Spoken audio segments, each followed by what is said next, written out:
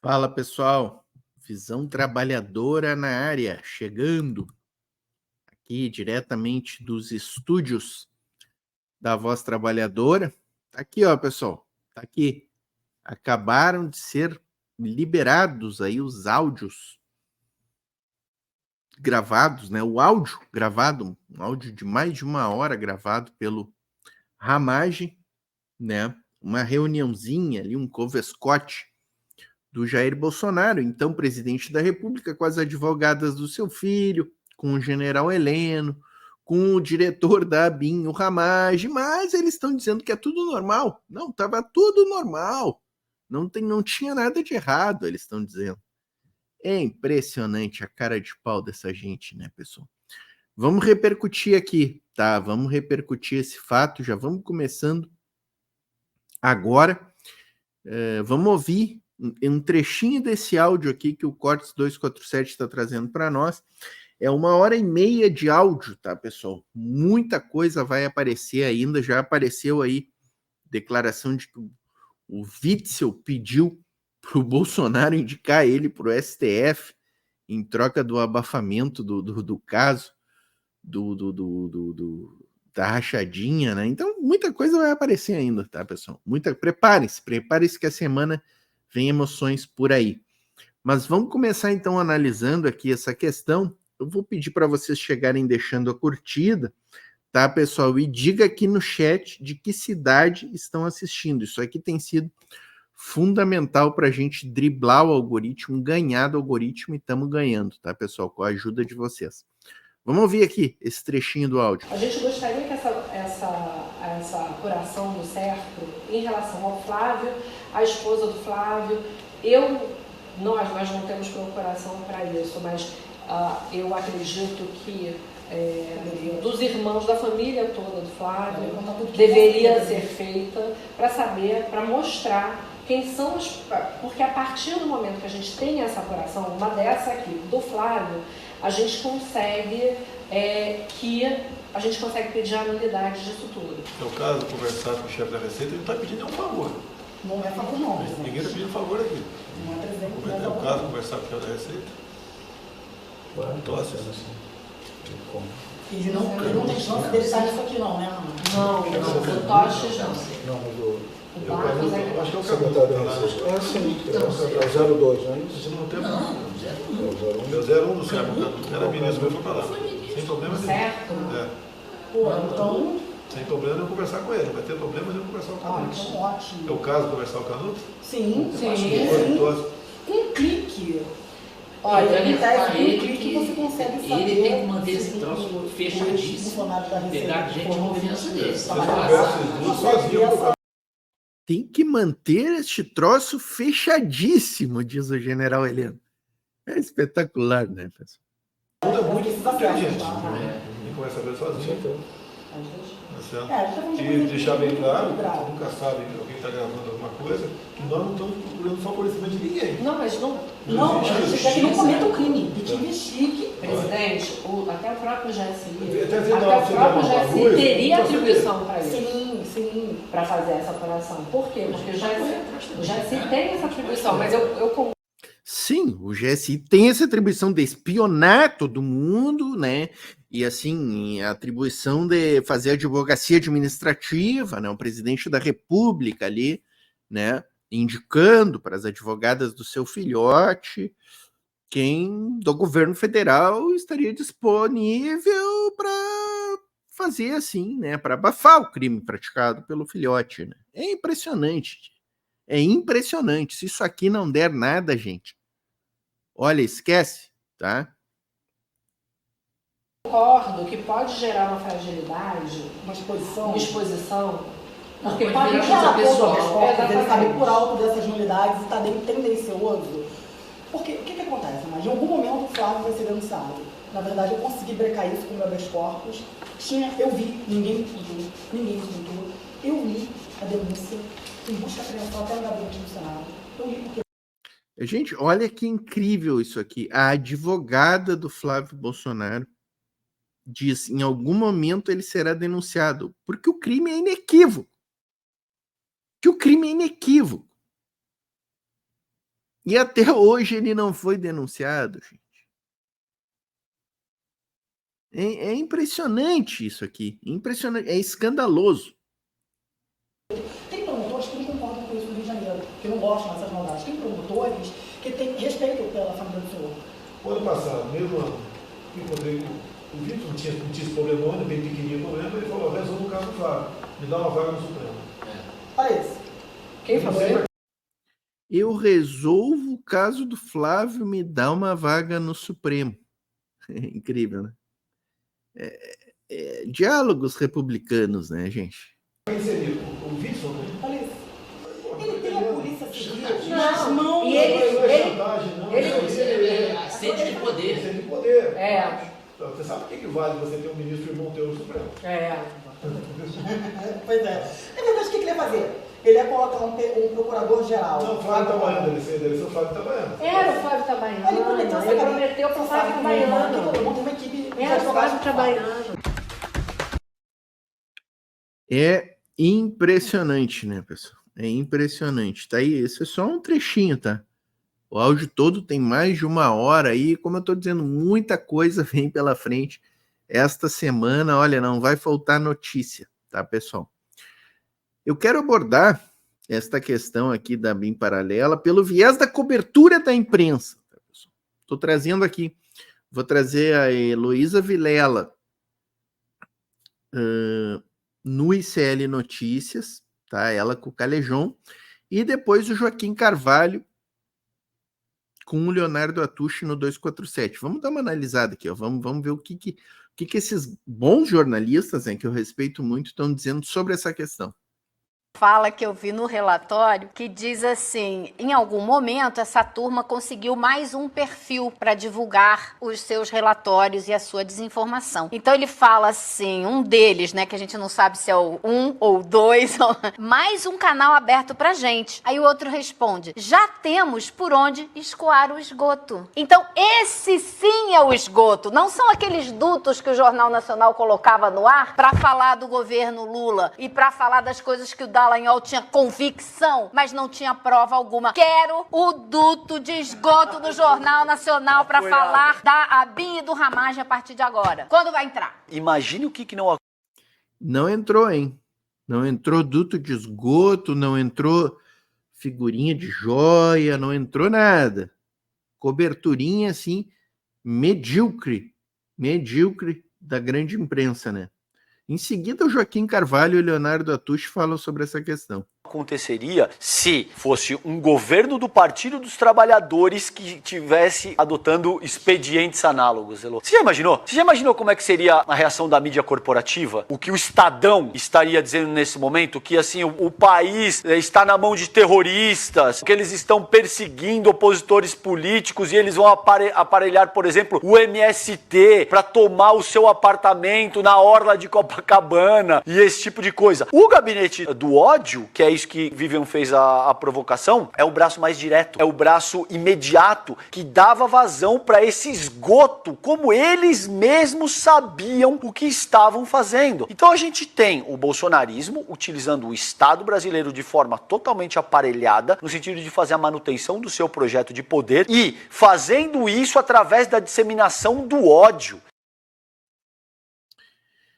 Impressionante, né, pessoal? Impressionante o que vivemos no Brasil nesses últimos 4 anos. Não para de vir, né? É uma esgotosfera, como muito bem colocou ali a Heloísa Vilela, eles mesmos falando, né?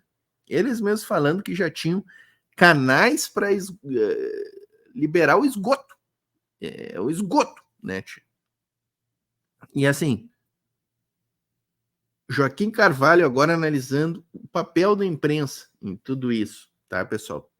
Deixa a curtida, tá, galera? Chega deixando a curtida, é importante. É muito grave, né? A gente está falando de 2 escândalos que aconteceram nessa semana. A confirmação do Jair Bolsonaro como ladrão de joias, né? E a confirmação também de que ele e sua quadrilha espionavam desafetos, espionavam ministros do Supremo Tribunal Federal e ameaçavam dar um tiro na cabeça do Alexandre de Moraes. Em qualquer circunstância, esse seria um caso para a imprensa tratar em altíssima temperatura de manhã, de tarde e de noite. Quem olha Folha, Estado, Globo, as revistas semanais, claramente percebe que a imprensa está tirando o pé. Eu tenho uma tese, né? Por que a imprensa está tirando o pé? A imprensa já perdeu o PSDB. Né? O partido do capital no Brasil, o PSDB, já morreu. Né? Sobrou para essa imprensa a extrema-direita. Se o Bolsonaro afunda demais, né, se ele naufraga, isso abre um furo no casco do Tarcísio, né, que é a esperança dessa mídia contra o presidente Lula. Né? Mas você não percebe, com a sua experiência de mais de 30 anos como jornalista, que a imprensa está pulando fora do maior escândalo da história do Brasil, Joaquim? Fecho 100% com a Tuxi, né? A imprensa não pode acelerar muito contra essa esgotosfera bolsonarista e da extrema-direita, porque ela precisa de alguém. A eleição que vem agora, ela não pode complicar a eleição de prefeitos da direita, conservadores, reacionários, e para daqui a 2 anos já está tudo instrumentado. A gente praticamente já vive uma campanha pró-Tarcísio Freitas na imprensa.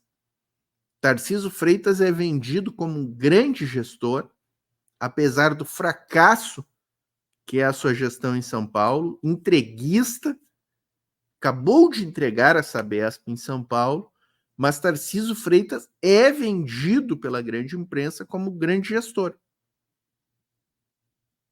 E o seu íntimo atrelamento ao bolsonarismo faz com que a imprensa não possa pisar no acelerador e dar a cobertura necessária para esses fatos, para esse escândalo da ABIN e das joias.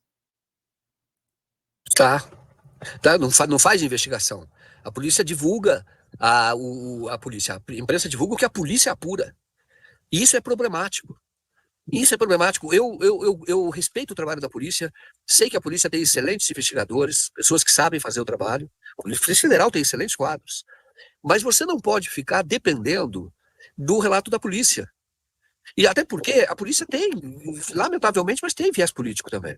Nós sabemos, vimos isso pela Lava Jato. Então, e a imprensa tem, nesse momento, o dever de fazer uma investigação. Às vezes, Léo, você falou do processo que está sob sigilo. É verdade que o processo está sob sigilo. É verdade. Agora, o processo está sob sigilo, os fatos não. Então, o jornalista, ele tem que fazer a sua investigação própria. Ele tem que ir até os locais. Eu não conversei com o cara que encontrou a faca, ou que entregou a faca à polícia. Eu conversei com ele. Isso não foi do processo que eu tirei. E ele conta que pisou em cima da faca sem querer, e quando ele olhou, estava ali embaixo, aí ele tira e depois ele vai entregar para um vendedor de fruta. O jornalista tem que fazer a sua própria investigação, para não ficar dependendo da polícia. Aí é muito interessante, porque aí até você passa... Claro que isso, pessoal, vou falar uma coisa para vocês, tem custo, viu? Porque você tem que fazer muito investimento e você tem tempo que você vai fazer daqui, ali, conversa com o outro. Não é simples, mas é possível. E essa imprensa que silencia, ela tem estrutura para isso. Ela poderia fazer. Basta desfocar jornalistas que têm essa vocação. E existem os que têm. Só precisa que haja uma decisão editorial. Como o Léo está anunciando aqui, vamos fazer um outro documentário, uma decisão editorial. E aí você canaliza tudo para esse trabalho. Isso aqui é fundamental, né, pessoal? Esse tipo de cobertura jornalística não é assim, o chefe da sucursal, o editor de um telejornal, são os donos das emissoras.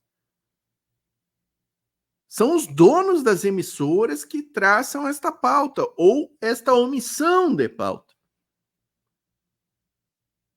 Quem comandou os dutos ali no Petrolão, Mensalão, todo aquele jogo de cena que a Rede Globo fez com dinheiro saindo por dutos de petróleo, toda aquela farsa que foi a Lava Jato, foram os donos das grandes mídias. Não foi o editor do telejornal, o jornalista que ia lá fazer as matérias, não. Então, o Joaquim está absolutamente correto aqui. Isso aqui é linha editorial.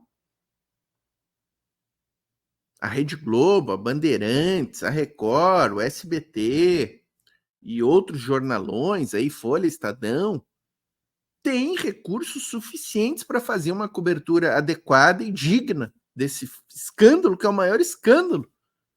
Os dois reunidos, das joias e a BIM paralela, tudo que foi descortinado neste momento, agora, com o relatório da PF, com este áudio da ABIN, isso é um escândalo de grandes, gigantescas proporções. Não é para notinha, pé de página de jornal. E a imprensa pode fazer isso, a imprensa corporativa. Mas está tirando. Parece que é um caso que é o seguinte: a imprensa, infelizmente, ela não fugiu ainda do modelo Lava Jato. E, aliás, o modelo Lava Jato é o auge desse modelo que já veio anterior, que é a imprensa virar apenas um megafone da investigação institucional, que tem viés político. Então ela fica dependendo, é mais barato, né? Porque ela só vai publicar vazamento, e aí você tem que fazer alianças de alguma maneira com os investigadores, os responsáveis, um diretor da Polícia Federal, porque aí você tem que tratar o cara bem, porque aí o cara te dá umas migalhas ali, entendeu? Vai te dando alguns vazamentos, tudo de interesse dele.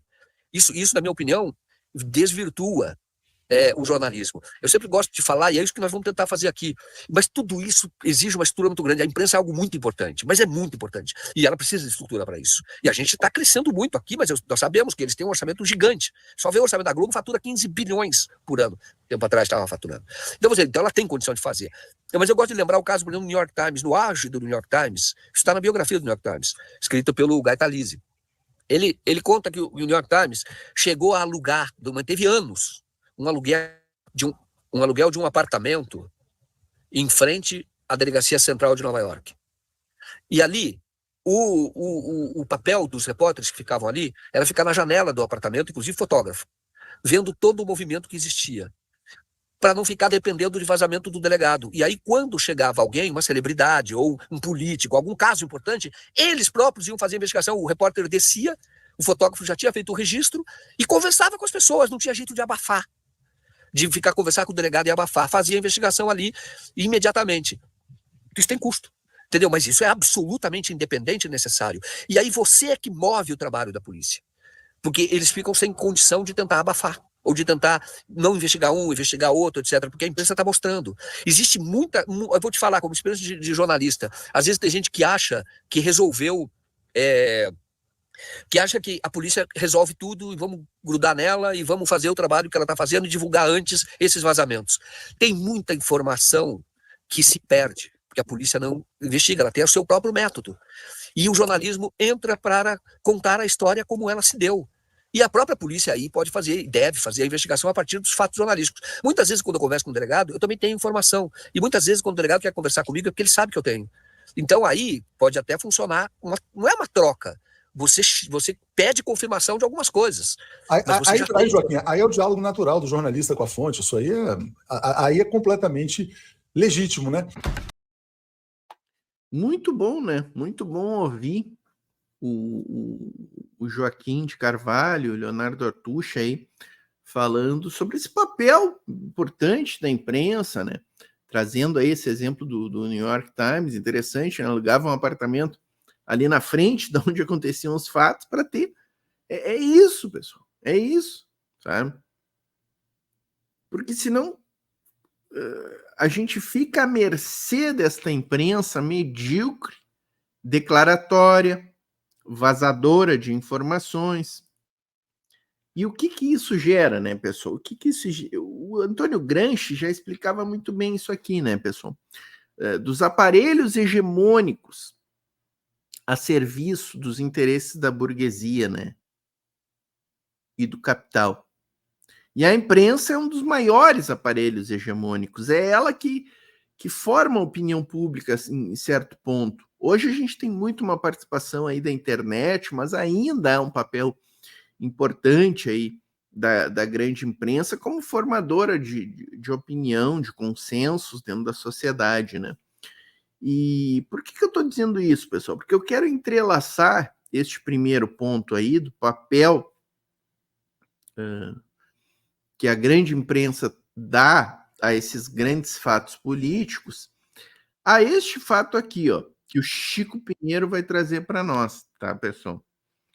Ele vai trazer aqui uma pesquisa que está dando conta que grande parte, milhões de brasileiros ainda acreditam em fake news.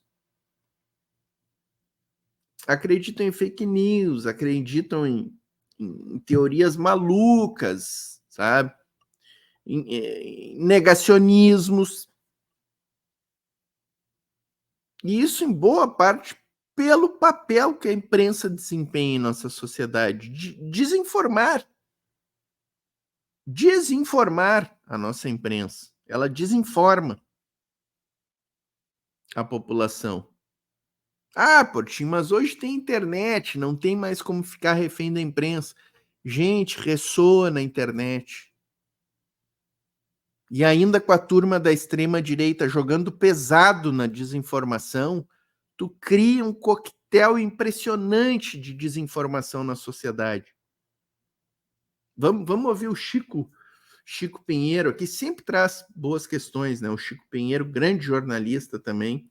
Antes de soltar o Chico, ó, pessoal, vou pedir aqui, ó, deixa a curtida, tá? Deixa a curtida e diga no chat de que cidade você está assistindo aí, porque isso aqui é muito importante para nós aqui do canal, para que os nossos materiais tenham uma maior receptividade aqui no algoritmo do YouTube. Isso foi feito ano passado, Instituto da Democracia. O jornal o Globo tinha publicado. Eu resgatei isso aqui, um amigo me mandou. Perguntaram pelo Brasil inteiro, quase 3 mil pessoas, com metodologia séria. Você sabe qual é o formato do planeta Terra? 8% dos brasileiros não sabem. 8%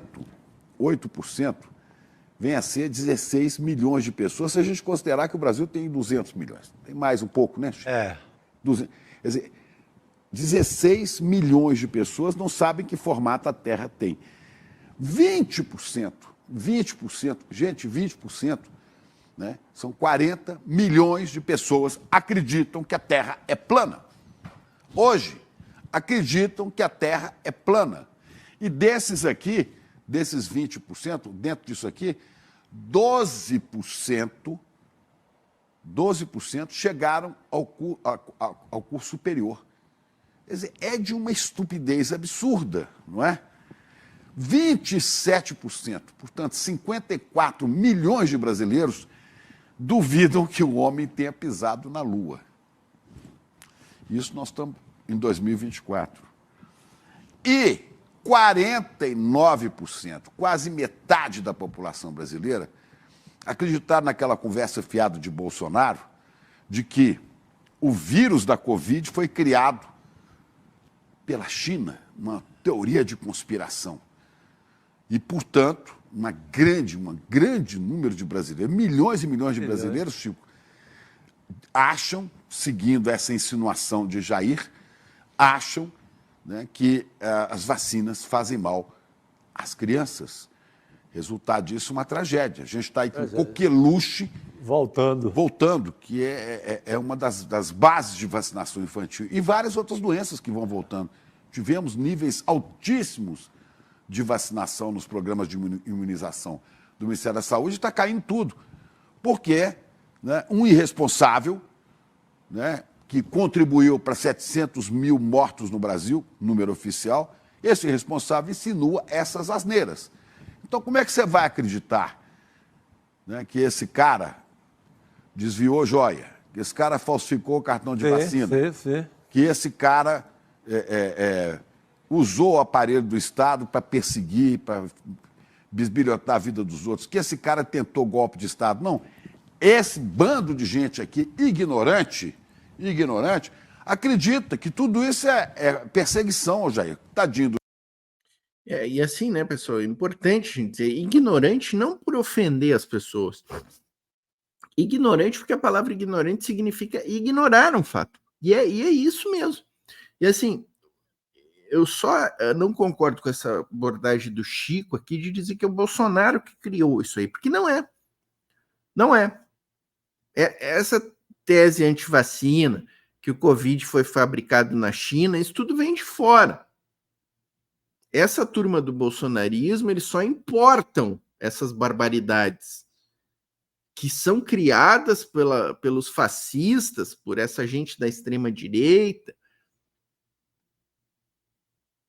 pelas piores figuras, exatamente para confundir a sociedade. Essa questão que o Covid foi criado na China, existe lá nos Estados Unidos altas autoridades estadunidenses abriram investigações nesse sentido, divulgaram informações como se fosse um fato concreto isso. Isso foi uma teoria amplamente divulgada pelo governo estadunidense. Essas teorias anti-vax têm alta disseminação entre os fascistas europeus e estadunidenses. E essa turma do bolsonarismo importa essas questões aqui para o Brasil, por quê? Justamente porque é o objetivo confundir a sociedade, desinformar, jogar com a desinformação. A desinformação é a grande arma política do fascismo. É a grande arma política. Quem não lembra daquele axioma de Joseph Goebbels, o ministro da propaganda do nazifascismo? Uma mentira repetida 1000 vezes se torna verdade. Quando tu transforma mentiras em verdades, é como o Chico disse, é muito fácil para o povo não dizer que é mentira a questão das joias, que é uma invenção da esquerda, que os áudios da ABIN não tem nada, porque o pessoal não vai ouvir os áudios. O pessoal vai pegar ali nas redes sociais bolsonaristas os deputados desvirtuando o conteúdo dos áudios, mentindo, dizendo que, pelo contrário, que foi o Bolsonaro que quis gravar os áudios, porque ele é tão republicano que ele queria gravar os áudios para se proteger. Eu já vi algo nesse sentido. Então, assim, isso que o Chico Pinheiro está trazendo é um fato concreto, dois fatos concretos. A desinformação da população brasileira, que cada dia aumenta mais, e a estratégia, e aqui eu discordo do Chico Pinheiro, porque não é uma estratégia de Bolsonaro e do bolsonarismo, é uma estratégia do fascismo global, que essa gente importa, obviamente, para o Brasil.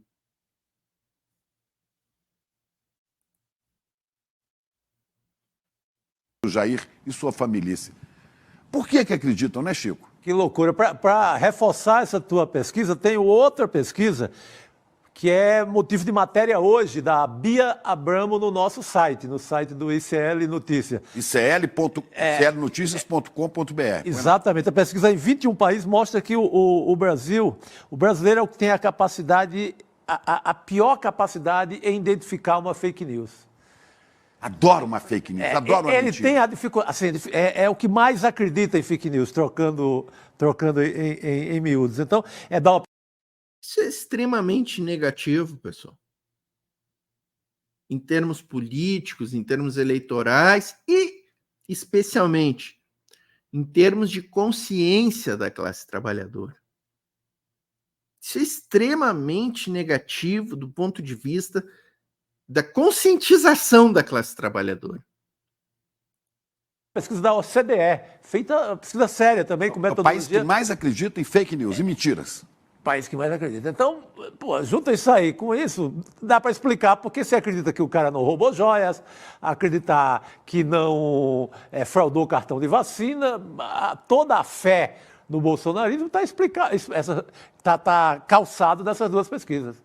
E vão elegendo a família do Jair, e vão elegendo candidatos indicados pelo Jair, e vão perpetuando a ignorância. Ontem eu conversava com um especialista em marketing político, né, o Sidônio Palmeira, que fez até a campanha do presidente Lula. Ele dizia assim, as pessoas preferem acreditar na mentira. Sabe por quê? Porque a verdade é óbvia. As pessoas querem acreditar em fantasia, em loucura, em delírio. E vão buscando nos seus grupos de tias, de zap, cada vez mais, opiniões que confirmem as idiotices em que navegam. Que coisa louca, né? Que coisa louca. Impressionante. E ali, vocês viram que a manchete está ali, né? Desinformação ameaça a democracia, né? Tá ali embaixo na manchete, ó. Deixa eu tirar a faiscada do Pix aqui, né? E eu vou mais longe. A desinformação, ela não ameaça a democracia. Ela ameaça a vida da classe trabalhadora. A vida. Porque é com a desinformação que Jair Bolsonaro colocou 33 milhões de brasileiros vivendo na linha da fome nos 4 anos do seu governo, ele e o golpista Michel Temer. A gente sempre deixa o Temer de fora, né? Mas foi nesses 7 anos de Temer, o golpista Temer e o genocida inelegível Bolsonaro colocaram 33 milhões de brasileiros na linha da fome, e muita gente dizia que é mentira isso, que é mentira, que não tem ninguém vivendo na linha da fome no Brasil. Desinformação.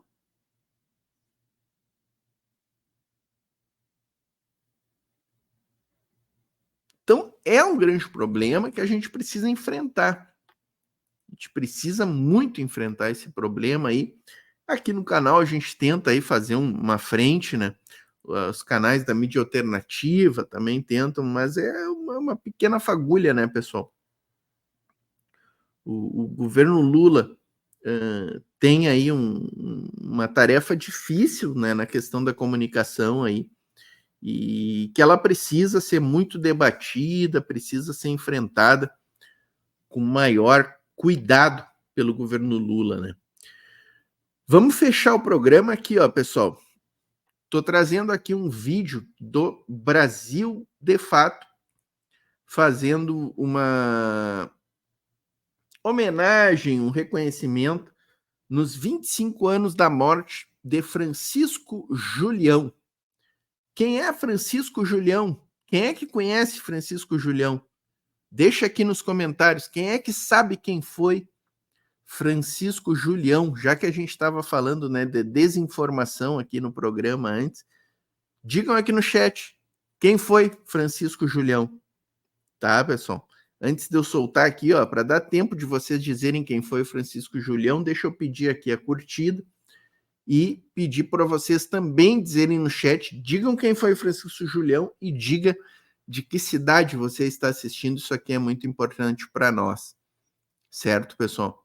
Vamos assistir esse vídeo aqui, bela homenagem da Brasil de Fato, e eu achei que era fundamental a gente trazer aqui essa importante homenagem aqui ao Francisco Julião, uma grande figura do nosso campo,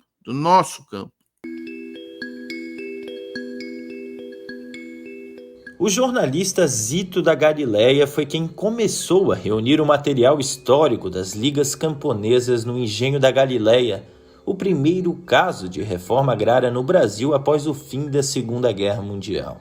O nosso pensamento é que esta Galileia seja valorizada, porque ela tem um significativo muito grande, porque é um movimento inédito. Nunca houve no Brasil um movimento igual o movimento das ligas camponesas. Nunca houve.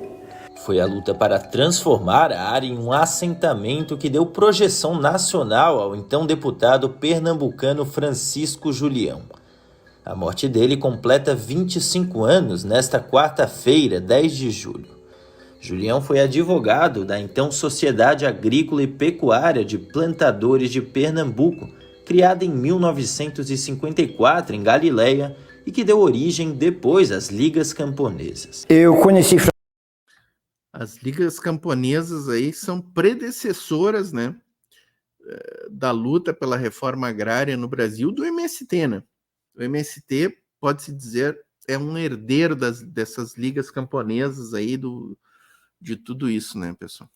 Francisco Julião, eu era criança, quando Julião visitou Galileia, em 1955, e todas as vezes que Francisco Julião estava nas ligas camponesas, eu estava. Meu avô é esse, e que meu avô vai e recebe Francisco Julião, que está aqui no cantinho.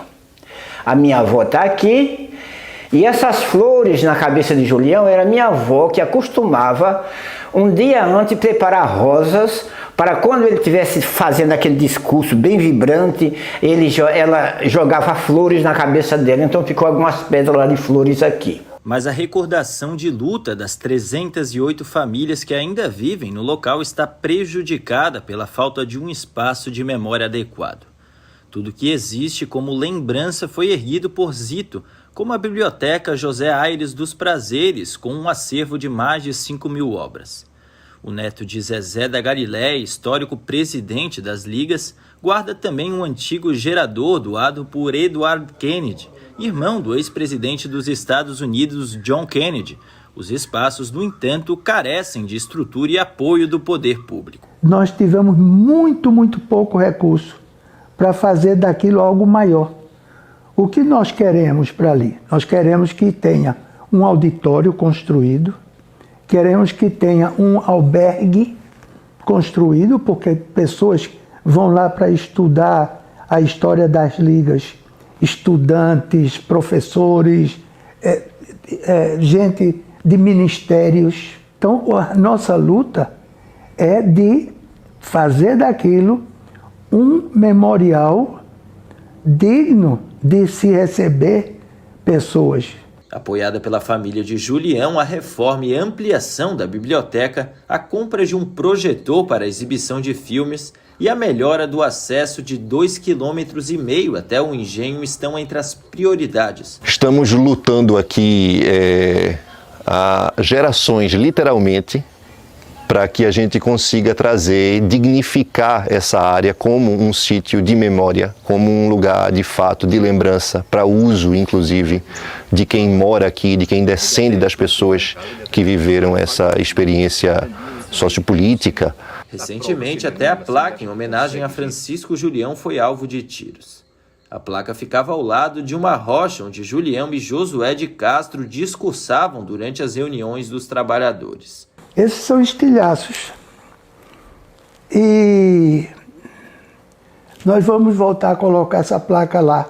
Não essa, mas outra igual ou parecida, porque aqui nós não sabemos se isso foi vandalismo ou atentado político. Nós não sabemos. Os camponeses da Galileia conseguiram a posse dos 503 hectares da área após protestar em frente ao Palácio do Campo das Princesas, em Recife, no fim da década de 1950. O então governador Cid Sampaio assinou a desapropriação de Galileia na sacada do Palácio do Governo, sob pressão dos trabalhadores.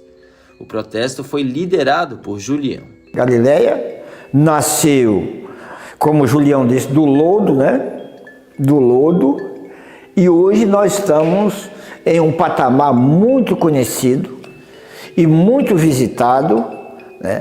E precisamos aproveitar esse impulso para desenvolver essa história, esse conteúdo das ligas, da sociedade, do sindicalismo, das associações gerais, né?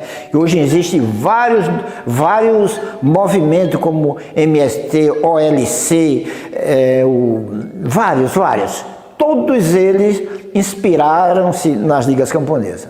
A iniciativa de se trazer à memória, depois de 25 anos do falecimento de Francisco Julião, ele tem uma importância singular. É dizer, é o resgate da nossa história. É parte do resgate da nossa história.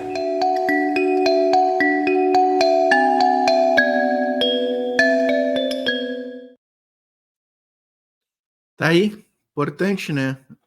Trazer esse resgate aí.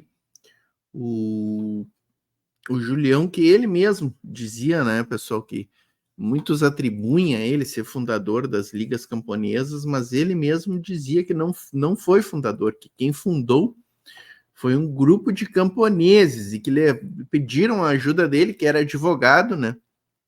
E como advogado, ele ajudou aí nesse processo todo. Ele era deputado estadual, lá na época, pelo Partido Socialista, né? E, enfim, mas ele teve ali né, uma longa história junto das ligas camponesas, na própria questão do PSB, né, um dos fundadores do PSB, ao lado do João Mangabeira, né, então tem uma trajetória muito boa, e ele mesmo se declarava um socialista e marxista, né, embora ele tivesse muitas divergências, né, com os comunistas, com o próprio pessoal do Partido Comunista Brasileiro, né, mas enfim, tá feita a homenagem ao Francisco Julião, que chegou até a figurar também no PDT mais tarde, né, tentou se candidatar ali em 1986 para ser um dos deputados da Assembleia Constituinte, inclusive, e sofreu ali a sua última derrota eleitoral, né. Fica, então, este reparo histórico aqui, trazendo uma homenagem histórica aqui a um grande camarada aí. Certo, pessoal? Deixar um abraço a todos e todas que chegaram até o fim aqui. Pedir para quem chegou aqui e ainda não deixou a curtida, deixa a curtida, tá, pessoal? Ainda dá tempo de deixar no chat aqui a cidade que está assistindo ou algum outro comentário. Se gostaram, se não gostaram, sugestão de pauta, alguma matéria que vocês querem ver a gente tratando aqui no Em Foco no Congresso ou no Visão Trabalhadora, tá, pessoal? O Pix do canal ficou aqui, o QR Code está lá em cima, ficou o tempo inteiro, e o Pix aqui, ó, avoztrabalhadora@gmail.com, para quem puder contribuir, sempre será bem-vindo, né? Agora a gente tem o nosso clube de membros também, clube de canais, tá, pessoal? Clica aqui embaixo, ó, seja membro aqui, tem um linkzinho, seja membro, para te conhecer ali as opções a partir de R$ 1,99 por mês, menos de um chiclete por dia, né, pessoal? Vamos e venhamos, né? Tu te torna membro do canal, entra para a nossa comunidade, teus comentários têm prioridade na visualização, leitura, ganha selinho, ganha emoji, participa da comunidade, né? Ajuda o canal a crescer cada vez mais, com R$ 1,99 por mês, pessoal. Vamos que vamos, né? E essa aqui é de graça, ó, pessoal. Quem não tiver R$ 1,99, vem nessa, ó, vem nessa. Grupos de WhatsApp e Telegram. Os links estão aqui na descrição do vídeo. Então chega ali, ó, clica no link do grupo de WhatsApp, do grupo do Telegram, te cadastra lá, é de graça, serás muito bem recebido e muito bem recebida na nossa comunidade. Certo, pessoal? Fiquem ligados aí. Antes de fechar, ó, confere ali se tá feita a inscrição, que o YouTube vem retirando inscrições e vem desativando o sininho. Muita gente tem reclamado que não está recebendo as notificações do canal. Então dá uma conferida aqui, vê se tu está inscrito, se o sininho está ativado ali. Certo, pessoal? Valeu pela presença aí, galera. Voltaremos em breve. Paz entre nós, guerra aos senhores.